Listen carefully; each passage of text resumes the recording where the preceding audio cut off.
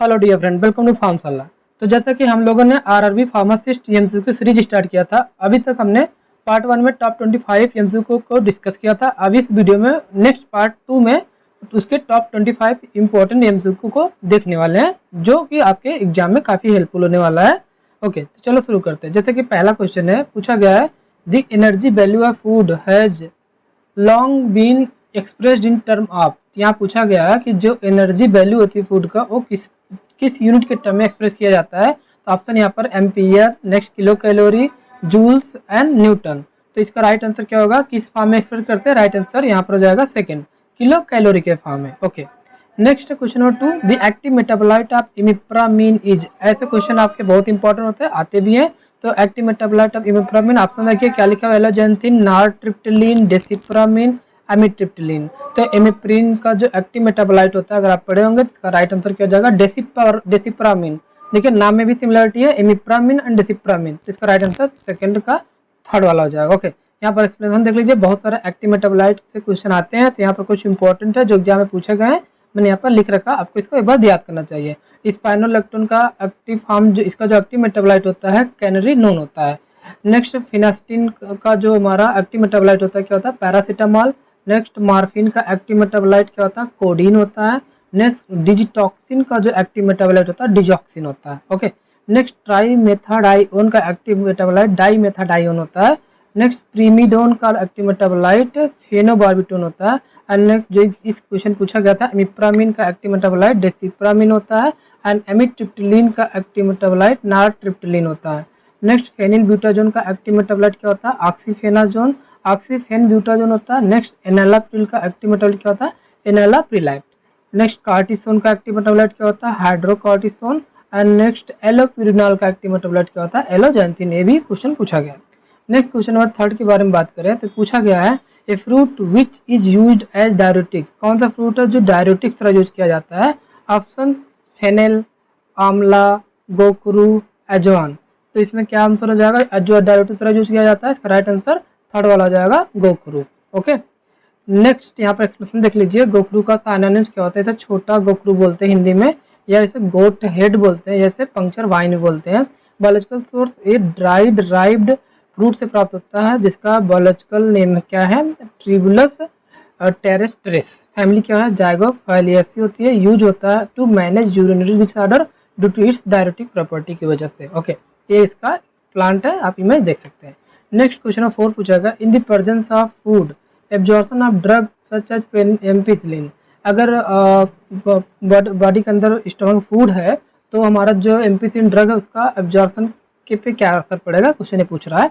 तो ऑप्शन है पहला, रिड्यूज हो जाएगा या इंक्रीज होगा, या first reduce then increase, next या फर्स्ट इंक्रीज देन रिड्यूज। तो आपको पता होना चाहिए, एम्पिसिलिन को अगर आप फूड की प्रेजेंस में देते हैं इस ड्रग को, तो क्या हो जाएगा, इसका एब्जॉर्प्शन रिड्यूज हो जाता है। ओके, पहला ऑप्शन हो जाएगा चौथे का। नेक्स्ट क्वेश्चन नंबर 5 पूछा गया, in which type of stomata is present in crude drug clove. तो इससे टाइप ऑफ स्टोमेटा से इंपॉर्टेंट क्वेश्चन हर साल पूछे जाते हैं। तो आपको बताना जो ड्रग क्लोव होता है उसमें किस टाइप के स्टोमेटा पाए जाते हैं। तो ऑप्शन देखिए, पैरासिटिक, डायासिटिक, एनामोसिटिक या एनाइसोसिटिक। तो पांचवे का राइट आंसर क्या हो जाएगा, आप पढ़े होंगे तो क्लोव में एनाइमोसिटिक टाइप स्टोमेटा पाया जाता है। चलिए इसका एक्सप्लेनेशन देख लेते हैं सारे टाइप ऑफ स्टोमेटा के। तो यहाँ पे देखिए अलग टाइप के स्टोमेटा होते हैं, paracytic stomata, diacytic stomata, anomocytic stomata, anisocytic stomata, actinocytic, sunken, circular, इस टाइप के स्टोमेटा होते हैं। टाइप ऑफ स्टोमेटा की जो प्रॉपर्टी होती है, पैरासिटिक स्टोमेटा रूबिएसी फैमिली होती है, इसका कैरेक्टर पैरेलल होते हैं। एग्जांपल याद रखिए, सेना और कोका, इसके एग्जांपल है। ओके, नेक्स्ट डायासिटिक का जो प्रॉपर्टी है, कैरियोफिलेसिस होती है एंड क्रॉस सेल्ड होती है। इसका एग्जांपल क्या है, vasaka, thyme, spearmint and peppermint. Next anomocytic, जिसे Ranunculaceae and irregular cell property होती है, इसकी एग्जांपल क्या है इसमें, बूचू, फिनेल, क्लोव, ये पूछा गया इसी में, ओपियम, लोबेलिया, डिजिटलिस, ये सब इसके एनामोसिटिक के एग्जांपल्स हैं। नेक्स्ट एनाइसोसिटिक जो क्रूसीफेरस होती है, ये अनइक्वल सेल कहलाती है। एग्जांपल क्या है इसमें, रोज हो गया, विंका हो गया, बेलाडोना हो गया, धतूरा हो गया, हेनबेन हो गया एंड स्ट्रामोनियम हो गया। नेक्स्ट एक्टिनोसिटिक, जिसमें रेडिएट सेल होती हैं, इसका एग्जांपल क्या हो जाएगा, बियरबेरी, पिलोकार्पस हो जाएगा। सनकेन टाइप स्टोमेटा का एग्जांपल क्या है, एफेड्रा होता है। Shell circular type of stomata का एग्जांपल क्या होता है, कॉल्सिकम एंड स्क्विलेटा। ये बहुत इंपॉर्टेंट चार्ट है, इसे आपको जरूर याद करना चाहिए। Okay, next the capacity of a drug to cause foetal abnormality is term as. Option क्या है, टेटोजेनिसिटी, पैथोजेनिसिटी, म्यूटोजेनिसिटी एंड कार्सिनोजेनिसिटी। अगर आप पढ़े होंगे तो अगर फोटल में एबनॉर्मलिटी होती है उसका एक स्पेसिफिक नाम होता है जिसे हम क्या कहते हैं, टेराटोजेनिसिटी। 6 का पहला आंसर हो जाएगा। Next question number 7, the source of Indian gum. Indian gum का सोर्स क्या होता है? ऑप्शन देखिए, acacia arabica, gelidium amansii, next astragalus gummifer, next है स्टरकुलिया यूरेंस। तो इसका जो इंडियन गम का बायोलॉजिकल सोर्स होगा आपको याद होना चाहिए, पहला आंसर हो जाएगा अकेसिया अरेबिका। ओके, नेक्स्ट है adverse drug reaction does not occur due to. तो इसमें किस केस में एडवर्स ड्रग रिएक्शन नहीं होता है? ऑप्शन है drug change, overdose, hyper sensitivity या एलर्जी। तो इसका राइट आंसर क्या हो जाएगा, हमारा ड्रग चेंज की वजह से एडवर्स ड्रग रिएक्शन नहीं होता है तो ओवरडोज, हाइपर से एलर्जी की वजह से ये सब देखने को मिलता है, लेकिन किसकी वजह से नहीं होता है? 8वें का पहला जाएगा ड्रग चेंज की वजह से। ओके, नेक्स्ट 9वां क्वेश्चन है, a prescription is written order form of है। तो किसका रिटन ऑर्डर फॉर्म होता है प्रिस्क्रिप्शन? ऑप्शन है क्लिनिकल फार्मासिस्ट, चीफ फार्मासिस्ट या रजिस्टर्ड मेडिकल प्रैक्टिशनर। तो इंपॉर्टेंट क्वेश्चन, इसका राइट आंसर क्या हो जाएगा, रजिस्टर्ड मेडिकल प्रैक्टिशनर का रिटन ऑर्डर फॉर्म होता है प्रिस्क्रिप्शन। ओके, 9th का लास्ट आंसर डी वाला हो जाएगा। नेक्स्ट क्वेश्चन नंबर 10 पूछा गया, आर्ट ऑफ प्लानिंग या organising, staffing, motivating and controlling, इसे क्या कहते हैं? तो इसको ऑप्शन देखिए, मैन्युफैक्चरिंग, एडवर्टाइजिंग स्किल, मैनेजमेंट या मार्केटिंग। इसका राइट आंसर क्या हो जाएगा, इसे कहते हैं management. Okay, next billing method is कैसा मेथड होता है? ऑप्शन है फर्स्ट एड, वेंटिलेशन या फैमिली प्लानिंग या वेस्ट डिस्पोजल। तो बिलिंग मेथड एक ऐसा मेथड होता है जो किससे रिलेटेड होता है, फैमिली प्लानिंग से रिलेटेड होता है। ओके, 11 का राइट आंसर सी वाला हो जाएगा। नेक्स्ट क्वेश्चन पूछेगा, which of the following is not a semi solid dosage form, इसमें से कौन सा नहीं है? डोजेज फॉर्म का क्लासिफिकेशन जरूर एग्जाम्पल के साथ याद होना चाहिए। तो ऑप्शन देखिए क्या क्या दिया गया है, पहला है ointment, next cream, next paste, next emulsion. अगर आपको याद होगा तो ointment semi solid dosage form होता है, क्रीम भी होता है, पेस्ट भी होता है, नहीं होता है तो हमारा emulsion semi solid dosage form नहीं होता है। ओके, क्योंकि ये तो हमारा लिक्विड डोजेज फॉर्म होता है इमल्सन। तो इसका राइट आंसर पूछा नहीं कौन सा है, तो यही हमारा डी वाला राइट आंसर हो जाएगा। ओके, यहाँ पर देख सकते हैं एक्सप्लेनेशन, डोजेज फॉर्म अलग अलग टाइप के होते हैं, solid dosage form, liquid doses form and semi solid dosage form. Solid dosage form में दो टाइप पे डिवाइड होता है, unit doses form and bulk doses form. Unit doses form में टैबलेट आता है, कैप्सूल आ जाता है, पाउडर्स आ जाते हैं एंड पिल्स आ जाते हैं। बल्क डोजेज फॉर्म में एक इंटरनल एंड एक एक्सटर्नल बेसिस पे डिवाइड किया गया है। इंटरनल में आपके फाइन पाउडर ग्रेनुल्स आते हैं, एक्सटर्नल में डस्टिंग पाउडर हो गए, इंसफ्लेशन हो गया, डेंटिफ्राइसिस हो गया, स्नफ हो गया एंड ईयर पाउडर्स हो गए। नेक्स्ट लिक्विड डोजेज फॉर्म में दो टाइप में divide, biphasic and monophasic system basis पे। बाईफेजिक में हमारा इमल्सन एंड सस्पेंशन आ जाता है, मोनोफेजिक में then again internal external basis पे डिवाइड किया गया। इंटरनल में आपके सिरप हो गए, एलिक्जर्स हो गए। इंटरनल का मतलब सिंपल सा जो बॉडी के अंदर लिए जाते हैं, एक्सटर्नल मतलब जो बाहर सप्लाई किया जाता है। तो इंटरनल में सिरप हो गया, एलिक्जर हो गया, लिंटस हो गया, ड्रॉप हो गया। एक्सटर्नल में आपका लिनिमेंट हो जाएगा, लोशन हो जाएगा, गॉर्गल्स हो जाएगा, थ्रोट पेंट हो जाएगा, माउथ वॉश हो जाएगा, स्प्रे हो जाएगा, आई लोशन हो जाएगा, ईयर ड्रॉप्स, नेजल ड्रॉप्स, ये सब आते हैं। सेमी सॉलिड डोजेज फॉर्म में then again internal and external basis पे डिवाइड किया गया। इंटरनल में सपोजिटरीज, पेस्टरीज आते हैं, एक्सटर्नल में ऑइंटमेंट, क्रीम, पेस्ट, जेली जे सारे आ जाते हैं। ओके, ये चार्ट इंपॉर्टेंट है, याद होना चाहिए। Next, suppository can be inserted in all of the following except. तो पूछा गया सपोजिटरी को हर जगह इंसर्ट किया जाता है, लेकिन कहाँ पर नहीं किया जा सकता। ऑप्शन है रेक्टम, एक्जिला, यूरेथ्रा, वेजाइना। तो अगर आपको पता होगा यूरेथ्रा को जो हमारा सपोजिटरी होता है इसको कहाँ कहाँ इंसर्ट किया जाता था, रेक्टम में भी किया जा सकता है, यूरेथ्रा में भी किया जाता है, वेजाइना में भी इंसर्ट किया जाता है, लेकिन कहाँ नहीं किया जाता, एक्जिला में। तो राइट आंसर हो जाएगा 13 का सेकेंड वाला।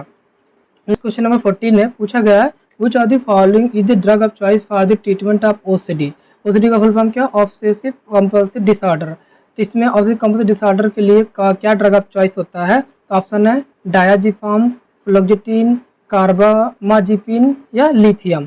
तो अगर आपको पता होगा ओसीडी में क्या होता है, वो बंदा बहुत ज़्यादा हाइपर सेंसिटिव हो जाता है चीज़ों के लिए। इसमें थोड़ा सा भी डस्ट होगा उसको क्लीन करेगा, हर चीज़ के लिए हाइपर सेंसिटिविटी उसके अंदर दिखने लगती है और हल्का सा पैनिक अटैक भी आता रहता है। तो इसमें क्या हो जाता है, 14 का राइट आंसर सेकेंड वाला हो जाएगा, फ्लॉक्जेटिन ड्रग ऑफ चॉइस होता है हमारा ओसीडी के लिए। और फ्लॉक्जेटिन किस क्लास की ड्रग है, आइए देख लेते हैं। ये हमारा एंटी डिप्रेसेंट के अंदर एसएसआरआई यानी सेलेक्टिव सेरोटोनिन रीअपटेक क्लास की ड्रग है, जिसमें हमारा फ्लॉक्जेटिन आता है। ये देखिए, ऐसे एंटी डिप्रेसेंट के सारे क्लास की ड्रग आपको क्लासिफिकेशन वाइज भी याद होनी चाहिए, क्योंकि डायरेक्ट क्लासिफिकेशन से भी क्वेश्चन आ जाते हैं। तो पहला क्लासिफिकेशन है रिवर्सिबल इनिबिटर ऑफ माओ ए यानी रिमा। इसका एग्जाम्पल है मक्लोबोमाइड या क्लोरगालिन। नेक्स्ट है टीसीए ट्राईसाइक्लिक एंटी डिप्रेसेंट। इसमें दो पार्ट में डिवाइड किया है, नार एडेनिन 5-HT रीअपटेक इनिबिटर। इसमें इमिप्रामिन, एमिट्रिप्टिलिन, ट्रिमापिरिन, डोक्जेपेन, डोथिपेन एंड क्लोमिप्रामिन। नेक्स्ट प्रीडोमिनेंटली नार एडेनिन रीअपटेक इनिबिटर में डिसिप्रामिन आता है, नॉरट्रिप्टिलिन आता है, रिबोक्जेटिन आता है। नेक्स्ट एसएसआरआई में बता ही दिया, फ्लॉक्जेटिन तो आता ही है। नेक्स्ट फ्लॉक्जामिन आता है, पैरोजेटिन आता है, सर्ट्रालिन आता है, सिटेलोप्रेम आता है, स्टेलोप्रेम आता है, नेक्स्ट डेपेक्जेटिन आता है। Next SNRI selective and serotonin and noradrenaline reuptake inhibitor में क्या एग्जांपल है, venlafaxine, desvenlafaxine and duloxetine. Next atypical antidepressant में ट्राजोडोन, मियानसेरिन, मिटाजापिन एंड बुप्रोपियोन, एमोक्जापिन एंड टियानेप्टिन, एमियोनेप्टिन। ये सारे ड्रग इंपॉर्टेंट है, आपको सारे क्लासेस में याद होने चाहिए।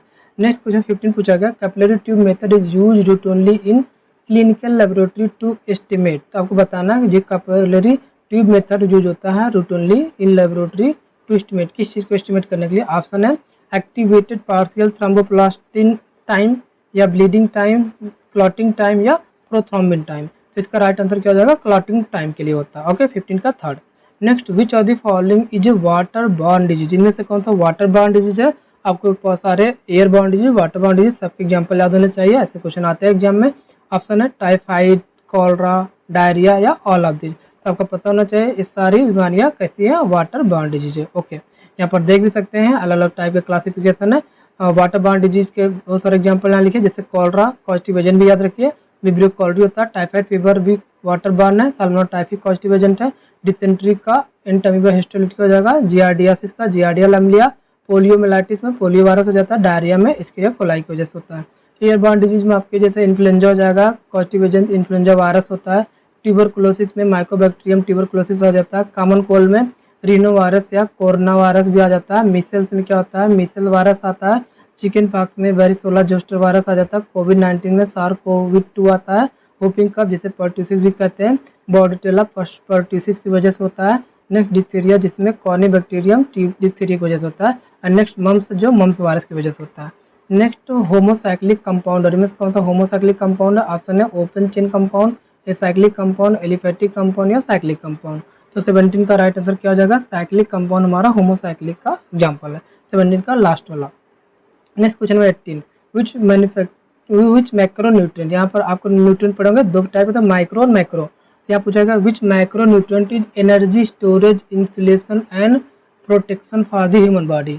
इसका ऑप्शन क्या है, कार्बोहाइड्रेट, प्रोटीन, फैट, विटामिन। तो आपको पता होना चाहिए energy storage insulation and protection में कौन सा माइक्रो न्यूट्रिएंट हेल्प करता है, तो आपको पता होना चाहिए वो फैट होता है जो हेल्प करता है, सॉरी।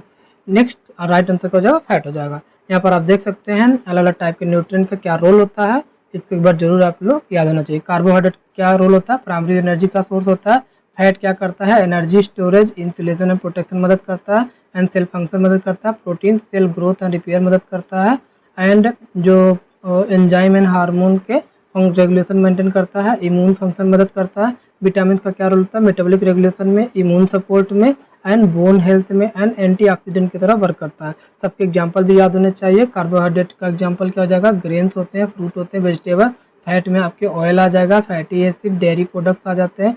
प्रोटीन में meat, fish, egg, legumes, dairy product आ जाती हैं। विटामिन में fruit, vegetables, dairy and fish सब आ जाते हैं।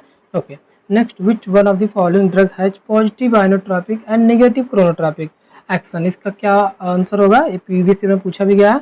ऑप्शन है डोपामिन, एपिनेफ्रिन, डिजॉक्सिन या आइसोप्रिनालिन। तो 19 का आंसर क्या जाएगा, डिजॉक्सिन के पास बोथ प्रॉपर्टी होती है, पॉजिटिव आइनोट्रॉपिक या नेगेटिव क्रोनोट्रॉपिक। ओके, 19 का थर्ड आंसर हो जाएगा। नेक्स्ट क्वेश्चन नंबर 20 बारे में बात करें तो लैक्टोज जो मेड अप ऑफ, लैक्टोज किस किस चीज़ से मिलकर बना होता है। ऑप्शन देखिए 1 glucose molecule and 1 galactose molecule. Next 2 glucose molecule, 1 glucose molecule and 1 fructose molecule, and next है 2 गैलेक्टोज मॉलिक्यूल। तो अगर आप पढ़े होंगे तो लैक्टोज होता है ग्लूकोज प्लस गैलेक्टोज से मिलकर बना होता है। तो राइट आंसर 20 का ए वाला हो जाएगा। नेक्स्ट पूछा गया which one of the following therapeutic class has been proved clinically as first line therapy for the heart failure and has shown decreased hospitalization, improved symptoms and delayed disease progress। तो option क्या होगा इसमें? Cardiac glycoside ACE inhibitor, renin angiotensin, renin antagonist या nitrates. तो 21 का right answer इसके according क्या होगा? हमारा एस इनहिबिटर हो जाएगा। ओके 21 का second. Next vitamin containing steroidal moiety. कौन सी विटामिन जिसके अंदर स्टेरॉयडल मॉइटी होती है? ऑप्शन है विटामिन ए, भी प्रीवियसली पूछा गया, vitamin D, vitamin A, vitamin E, vitamin B12। तो आपको पता होना चाहिए इसमें जो हमारा विटामिन डी होता है इसका स्टेरॉयडल मॉइटी होता है और सबके आपको केमिकल नेम, इनकी होने वाला डिजीज याद होने चाहिए। ओके तो 22 का राइट आंसर ए वाला हो जाएगा। मैंने पूरा इसका क्लासिफिकेशन वीडियो के पार्ट 1 वाले 25 में एक्सप्लेन भी किया, पूरा चार्ट आप वहाँ से देख भी लीजिएगा। Next which one of the following glucose transport is the new drug target for the management of type 2 diabetes mellitus. Option है sodium glucose link transport SGLT2, next glucose transport 1, next है sodium glucose link transport, next है glucose transport. तो 23 का right answer पहला हो जाएगा SGLT2। Okay next question 24 the study of therapeutic use and effect of drug is called. Option है pharmacokinetic, pharmacodynamic, pharmacotherapeutics, next none. तो 24 का राइट आंसर क्या हो जाएगा? Pharmacotherapeutics. Okay next question number 25 which one of the following mode of HIV transmission carries highest relative risk of infection with single exposure. तो आपको पता होना चाहिए HIV इन्फेक्शन ट्रांसमिशन केस में कौन सा ज़्यादा हाईली इन्फेक्शन का काज हो सकता है? ऑप्शन है transfusion of blood and blood product, next perinatal from mother to child, next sexual contact with infected partner, next sharing syringe with drug addict. तो इसका राइट आंसर हो जाएगा पहला transfusion of blood and blood product share करने से HIV transmission के infection के chances बढ़ जाते हैं बहुत ज़्यादा। 25 का राइट आंसर पहला हो जाएगा। नेक्स्ट इस तरीके से सारे टॉप 25 क्वेश्चन डिस्कस किया। आई होप ये वीडियो आपको पसंद आई होगी और ज़्यादा से ज़्यादा अपने फ्रेंड्स को शेयर करें। अगर आप लोग चैनल पर नए हैं तो चैनल को लाइक सब्सक्राइब शेयर जरूर करें। मिलते हैं नए वीडियो के साथ। Thank you so much.